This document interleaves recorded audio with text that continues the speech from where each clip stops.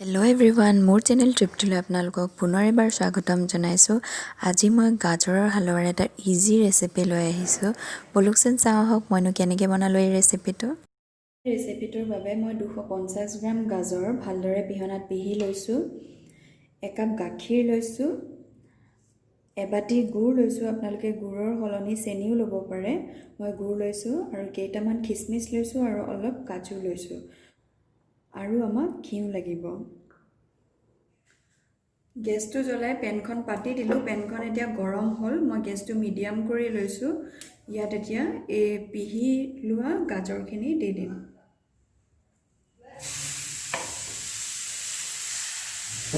এইখিনি এতিয়া এনেদৰে ভাজি থাকিম। গাজৰখিনি 5 মিনিটমান এনেদৰে ভাজি ল'লোঁ।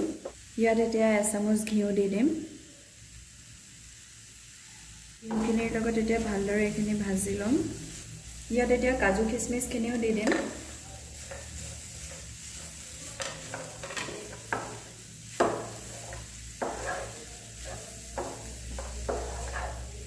এইখিনি ভালদৰে এতিয়া মিক্স কৰি ল'ম।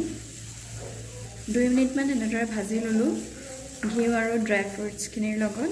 ইয়াত এতিয়া যোনখিনি গুড় লৈছিলোঁ সেই এবাটি গুড়খিনি ইয়াত দি দিম।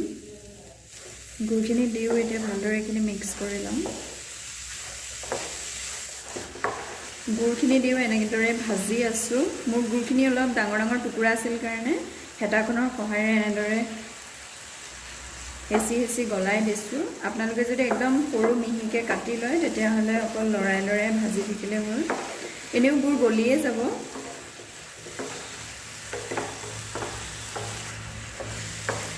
গুড় আৰু গাজৰখিনি ভালদৰে মিক্স হৈ গ'ল। ইয়াত এতিয়া একাপ গাখীৰ দি দিম। এতিয়া ভালদৰে মিক্স কৰি ল'ম। গাখীৰৰ লগতে এতিয়া ভালদৰে এইখিনি সিজাই থাকিম।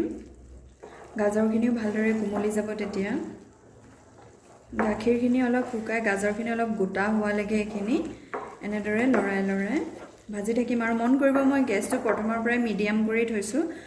একদম শ্ল' কৰা নাই, একেবাৰে হাইও কৰা নাই। গেছটো মিডিয়াম কৰি এনেদৰে ভাজি থাকিব লাগিব।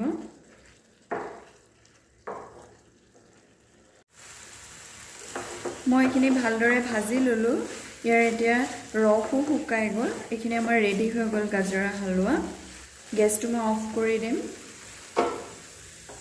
এইদৰে আপোনালোকে বনাই খাই চাব। বনাবলৈও বহুত সহজ আৰু খাবলৈও বহুত টেষ্টি হয়। যদি আজিৰ ভিডিঅ'টো ভাল লাগিলে তেন্তে লাইক কৰিব, ফেমিলি আৰু ফ্ৰেণ্ডছৰ লগত শ্বেয়াৰ কৰিব আৰু মোৰ চেনেলটো ছাবস্ক্ৰাইব কৰি দিব। আৰু কাষতে থকা বেল বটনটো ক্লিক কৰি অল কৰি দিব। তেতিয়া মোৰ আহিবলগীয়া নতুন ভিডিঅ'ৰ নটিফিকেশ্যন আপুনি প্ৰথমেই পাব। ভিডিঅ'টো শেষলৈকে চোৱাৰ বাবে ধন্যবাদ।